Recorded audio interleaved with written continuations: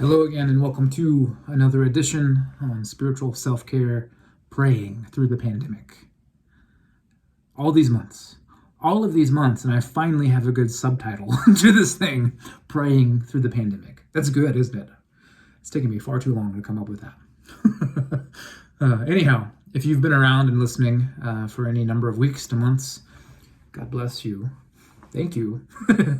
You get the gist of what this is all about. If you're new, we're just basically talking about how to maintain spiritual self-care during difficult times, how to remain rooted and centered during this, interesting season of life that we find ourselves in, where so much has been and still is unconventional and out of the ordinary. So it's learning how to find a new ordinary, a new normal in terms of our spirituality during this abnormal, weird season and hard season at that. For this week, I want to reflect on something that doesn't seem like it's a spiritual practice, but in many ways it really is. And it's something that I think far too few people actually think about and have any intentionality about whatsoever. And I think it's really lamentable because it's such a powerful thing. And if I look back on my own journey, it is one of the most powerful things that I've been able to embrace and think through in terms of my own spiritual journey and just journey through life.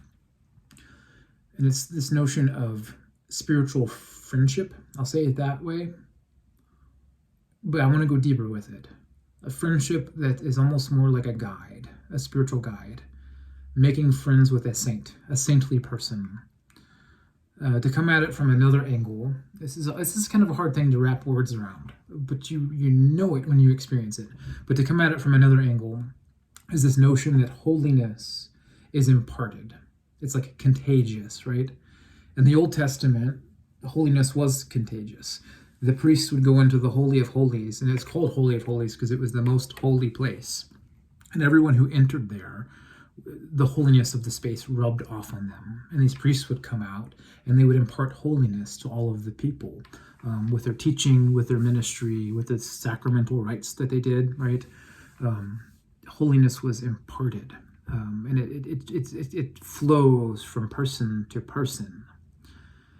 And I think many of us we struggle and we get hung up in the spiritual journey because we've taken ourselves out of the flow, or maybe we don't know there's a flow of spiritual energy to begin with, if I could put it that way. We don't know that holiness can be imparted through other people. And ideally, clergy are meant to be those who impart holiness. Unfortunately, these days, there's the ideal, and then there's the reality. And sometimes the reality is far from the ideal. And I have to check my own words here, too. Like I fall short of the ideal. But I know and understand my vocation is to impart holiness. That's the main thing. It's not to be a good preacher. It's not to be like a spiritual guru. It's not to be a pastor. It's not to be a church administrator. It's to impart holiness to people in the best ways that I possibly can. That's the goal, at least. Pray for me.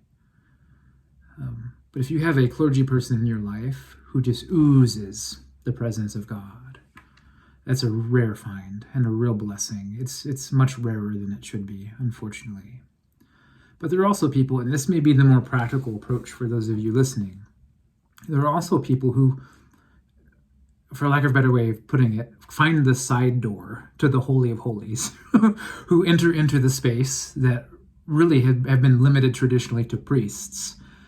And these folks, they may not be the most churchy or the most spiritual or the most religious, but there's something about them. And just by being in their company, it makes you a better person, a more centered, well-grounded, wiser person. Their wisdom and their way of life and their virtue has a way of rubbing off on you. And you know it. When you feel it, you know it for what it is. And when you're in their presence, it's not just that they're such a great person or a wise person that they kind of make you envious and you want to be more like them. There's probably something to it, but it actually goes deeper than that. You know that when you're in their presence, you are becoming more like them. That whatever good they have is rubbing off on you. And the more time you spend with them and the more you learn to value that, the more you're transformed through that relationship. And it's a wonderful thing. And we have a word for such people, whether they're the clergy or churchy or religious folks or not. They're called saints. And the tragedy of all of this is that such people are a rare find these days, a rare gem these days. And it's easy to give up on the whole project of looking for somebody who can impart this holiness to you. But I am convinced that if you were to ask the Lord to open your eyes to such people, you might find them in unconventional places. Like I said, instead of maybe just limiting yourself to a clergy person or somebody who's like a spiritual teacher or a spiritual director, you might look in an unconventional place in an unconventional person. Christ has a way of appearing to us in very unexpected ways. Even the reading for Easter Sunday, right? Christ is risen and he's wandering through the area around the tomb, and people stumble across him and don't recognize him for who he is. One even confuses him for a gardener. So he has a way of showing up in places that we don't really expect him, and in people that we don't really expect him to show up in. And so I think it's helpful to think about and to ask for such a person, whether they become a spiritual guide or a director or not. Just being in their presence is enough. And valuing just the presence of the relationship is enough. Such people are just worth just about anything, right? A great treasure in life and a great joy. I know that might be a weird thing to reflect upon during this time, because many of us are still practicing social distancing and still pretty isolated compared to what we would have been a year and a half ago, right? And so the idea of seeking somebody out and seeking a new relationship especially is kind of just, it doesn't seem very timely. And I get that. But things are changing, and the light at the end of this pandemic tunnel is getting brighter and brighter and closer and closer. And I think it's worthwhile thinking about not necessarily the type of people that we want to exclude from our life, right? Our relationships. It's not that we need to exclude anybody, but perhaps we need to think about adding a few wiser friends, a few wiser people in our lives. So whether that's just utilizing the clergy relationship more and seeking the holiness that is imparted through things like the sacrament of confession or spiritual direction, things like that, or whether it's just there's somebody that you know that if you just spent more time with them, it would do wonders for your soul and bring you a lot of healing. Think about such people. And if you don't have any people like that in your life, pray and God will reveal those people to you. And when you have the opportunity to be in the presence of a great person, take advantage of it and let God speak to you through that person and provide healing to you through that person.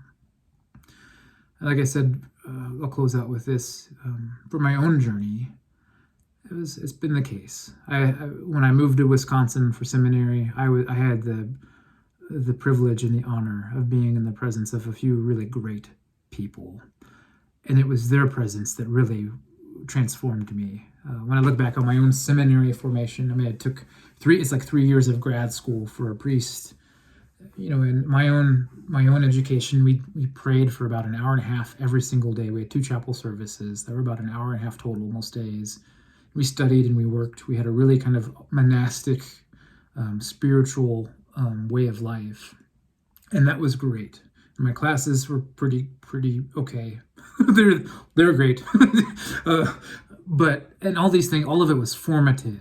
But by far the most formative aspect of that journey for me, and still the most formative part of my journey now, was just being able to cross paths with some incredibly holy, deeply spiritual people. And just being in their company was healing in and of itself, therapeutic, remedial in and of itself.